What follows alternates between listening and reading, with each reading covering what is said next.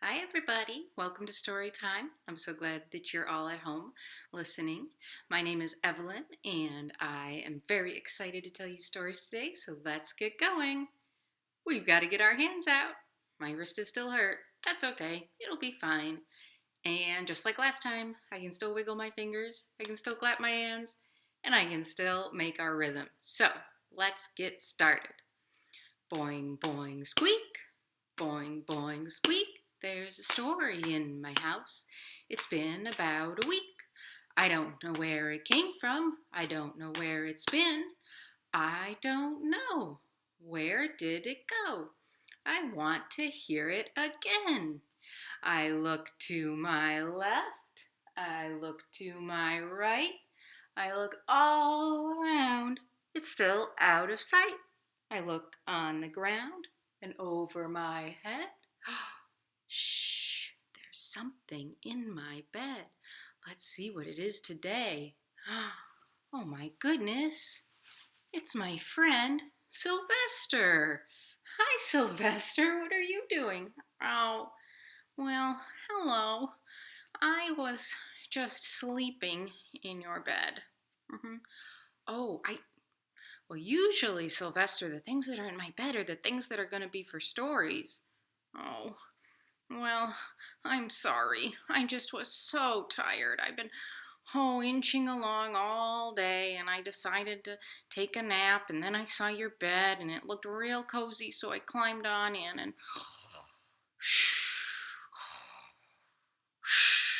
oh, well, I understand, Sylvester, but the problem is now I don't know what I'm going to tell stories about. I usually get the hint from what's in the bed. So, what do you think I should tell stories about? Hmm, maybe, maybe sleeping? I mean, I could. I can't really think of any very exciting stories that just involve sleeping, though. What else do you think would be good? Well, one time I met a worm and she was a real riot. Oh, you wouldn't believe how funny she was. So maybe worms? I mean, I could if I had more time, but I don't know any stories about worms. Oh, okay. Well, let's see. Oh, I know. You know what can be really exciting? What? A nice rock. Oh, rock. Well, Sylvester, I really appreciate your help, but I don't think sleeping or worms or rocks is very exciting for a story time. Let's see, Sylvester, what's the most exciting thing you can think of? Oh, let me think. Oh, I know. The most exciting thing I can think of is rushing. Yeah, rushing really fast. Want to see me rush? Sure. Oh, that's some very nice rushing, Sylvester. I really can tell you're working on it. Oh, yeah. Well, good luck with your rushing stories. I have to rush back to bed. Okay, well, goodbye, Sylvester. It was good to see you, as always, and enjoy your. No, well, he's gone. But that's a pretty good idea. I guess we'll do rushing stories today. And if you are playing the 2020 summer game, the game code for today is Rush Rush Goose. And you can also see that in the description down below. So, for our first story, let's read this book. This is called Cheetah Can't Lose, and it's by Bob Shea. He's one of our favorites for story time.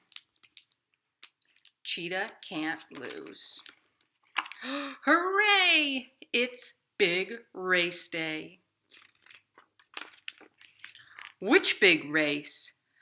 The one I always win because I am big and fast, and you always lose because you are little and cats? That big race? Yes, Cheetah, that big race. This year will be different. Let's see. Raise your hand if you are the fastest animal in the whole wide world. Just me, I guess. That is true, but this year we are having lots of races so everyone can win. Or I can win them all. Let's go. First race, flower jumping. Boing, boing, boing. They smell nice. Boing, boing, pretty. Boing, boing, boing. See? I win. You are fast, Cheetah. Your prize is special winter shoes. Wow! Now everyone will know that I am a champion. Those shoes look like they'd be very easy to run in. I don't think so. Maybe we will have better luck in the next race, a pie eating race. Go! Nom nom nom nom nom nom nom. 1 bite, 2 bites, 5 pies, I win. Wow, you win the ice cream sundae of triumph. Oh my, I am too full of pie to eat a big ice cream sundae. Oh, that is too bad. The prize now goes to second place. No, I am the winner. It is my sundae. Oh boy, Cheetah, you have the belly of a true champion. Oh, I don't feel so good. Oh, you are just excited for our next challenge. Yarn pouncing. Pounce. Oh, shucks, we lost again. Good job, Cheetah. Ha! Who has 2 thumbs and can't lose? This guy. You win victory balloons. You are very lucky, Cheetah. It is not luck, it is skill. I am very skilly. Skilly? That's not a real word. Let's race before the last race before the big race. It is a mind-reading guessing race. I am thinking of a number between 3 and 5. Read my mind to guess the number. Orange. 4. I win again. Oh boy, if you guys had pajamas, I would be them, because I'm the cat's pajamas. Get it? Never mind. Here is your very special and important good guessing crown. My head isn't big enough. Don't be silly. Your head is plenty big. Now it is time for the most important race of all, the big race. Oh boy, how do you guys think Cheetah's going to do racing with his shoes and his full belly and all these balloons and his crown so we can't see? Ready, set, go. Clap, clap, clap, clap, clap, clap. Pop, pop, pop, pop, pop. Crash. Run, run, run. This says finish. Hooray! Oof.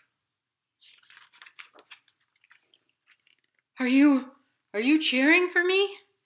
Did I win? Yes, you won! Victory! You cats are very lucky to have a friend like me. Yes, Cheetah, we really are. The end. Good listening. Let's get out our hands and do this. Open, shut them, open, shut them. Give a little clap, clap, clap. Open, shut them, open, shut them. Lay them in your lap, lap, lap.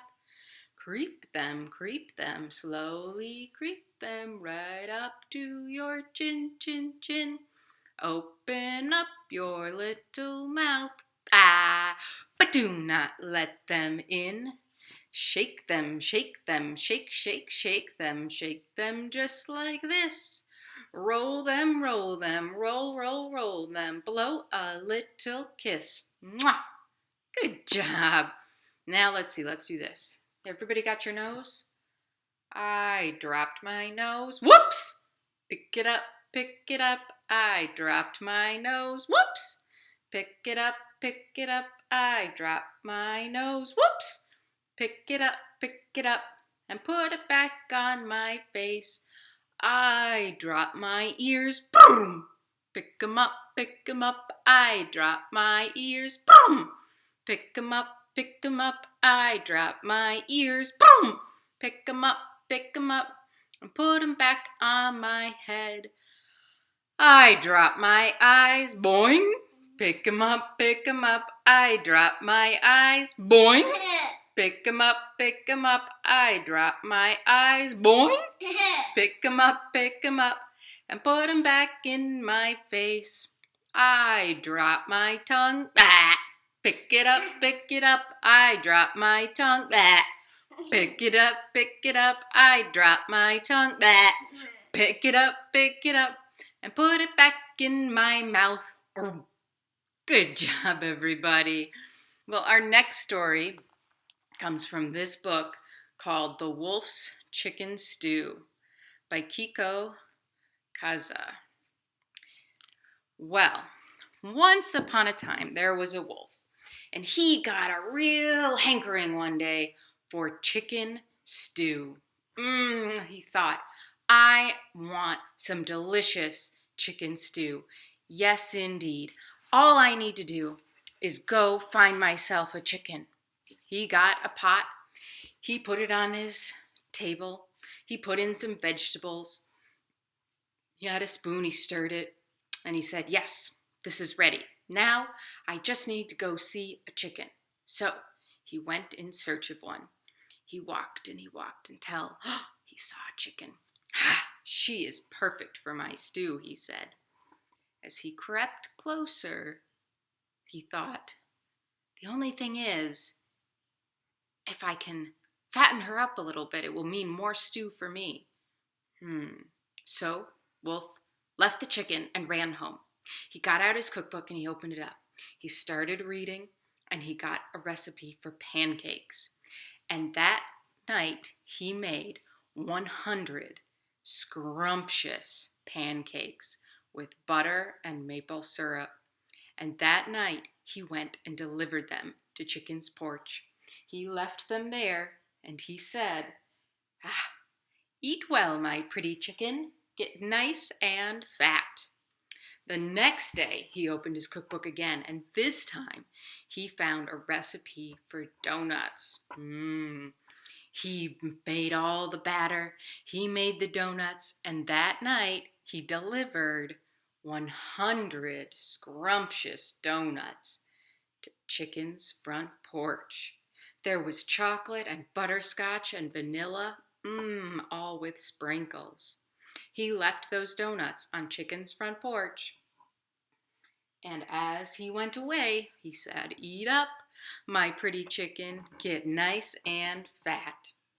Well, the following night, he got out his cookbook and he found a recipe for cake. Oh, he made the most delicious lemon cake with pink frosting and 2 strawberries.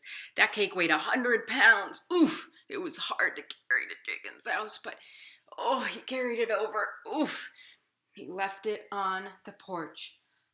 He said, eat up, get nice and fat. Well, at last it was the night that Wolf had been waiting for. He put a stew pot on the stove with all those vegetables and he went over to Chicken's house. He thought to himself, that chicken must be big and fat now. He crept up to Chicken's house and he knocked on the door. Suddenly, the door opened, woof, and all of a sudden, the wolf was surrounded by 10 little tiny baby chicks. And Mrs. Chicken said, children, it was our friend Mr. Wolf. Oh, Mr. Wolf, thank you so much for all the delicious treats. Oh, we just loved them. And all the little chicks said, cheep, cheep, cheep, cheep, thank you. Oh, we love them so much. Oh, said Mr. Wolf, well, I did want chicken stew, but, I guess now I'm just going to have a whole bunch of little chicken friends instead. So he went home, he put away his soup pot, he got out his cookbook, and he baked 100 delicious cookies for them all to share the next day. Yummy. The end. All right, good listening. Let's get out our fingers again. I have 10 fingers. They all belong to me. I can make them do stuff. Want to see? I can make them jump high. I can make them jump low. I can fold them quietly and sit just so. I can squeeze them tight. I can open them wide. I can fold them all together. I can make them all hide. I can make them jump high. I can make them jump low. I can fold them quietly and sit just so. Our next story is called A Possum's Tale. You might know a possum is a very cool animal. Now, there are possums that live in Michigan. There's a few things I love about possums. They're the only marsupial native to North America. So, like a kangaroo is a marsupial, a possum is also a marsupial. And they're very clean. They eat ticks and they don't get rabies, which is kind of a yucky disease you don't want to get. So they're very good for the environment. So anytime I see a possum, I say, "Oh, hi, possum." And then it usually goes away because it doesn't want to be friends with me. This tale begins with Samuel Drew. Wherever he goes, his dog goes too. The day is fine, the sky is bright, as Sam and dog stroll into sight. Look, there he is, the little boy, with dog on wheels, his favorite toy. Let's watch and find out where they go. But hurry up, we can't be slow. They pass the pub and cross the street, the dog on wheels, the boy on feet, past people walking up and down the busy streets of London town. They pass the man who sells balloons. They pass the band that's playing tunes. They pass the market, past the stand that's selling news to all the land. They pass the guards all standing straight. They pass the tourists by the gate. With cameras clicking, shopping, dropping, Sam and dog are still not stopping. They board a bus and settle down to stare at busy London town. And jumping off, they cross the street, the dog on wheels, the boy on feet. What are those gates? Why, Samuel Drew, it seems you've come to the London Zoo. They pass the cheeky chimpanzees and noisy parrots in the trees, past hippos snoozing in the sun and sliding penguins having fun. Past sleeping snakes and tigers snoring, tall giraffes and lions roaring. Sam looks around, he knows his mind, he knows exactly where to find the fluffy possum family. It's them he really wants to see.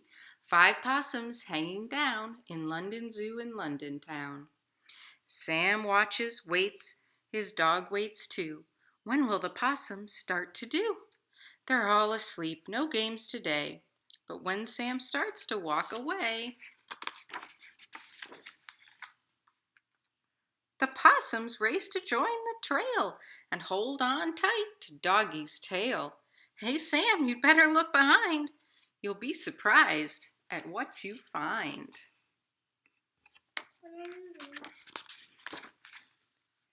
Back past giraffes and London's growling, sleeping snakes and tigers prowling. They pass the penguins one by one and hippos snoozing in the sun. Back past the parrots in the trees, still squawking at the chimpanzees. Back past the guards, still standing straight. Back past the tourists at the gate. With cameras clicking, flashing, popping. Whoops, watch out for all that shopping. Looks like everybody is taking pictures of Samuel Drew and his possums. Back through the market, past the stand, still selling news to all the land. Back past the band, still playing tunes. Back past the man who sells balloons. Back past the pub, across the street, the dog on wheels, the boy on feet. At last, they're home. It's time for tea. When Sam turns around, what does he see? His dog. Also, possums 1, 2, 3, and 4 and 5, they're hungry too. You'd better feed them, Samuel Drew. The furry fellows sit and wait for Sam to fill each empty plate with sandwiches and cake and string. Not string, their favorite thing on which to cling. The wind picks up and off they go, the possums floating in a row. Come back, shouts Sam as up they fly across the sunny London sky. Whoosh! Sam watches as they drift away, so sorry that they don't stay.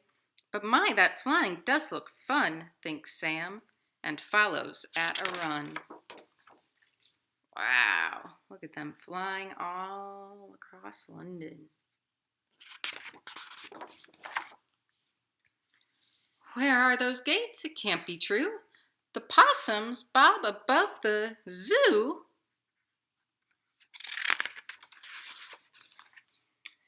And here it is, the possums drop. Then back inside their pen they hop, safe home to Mum, and can you see? They're just in time to have their tea.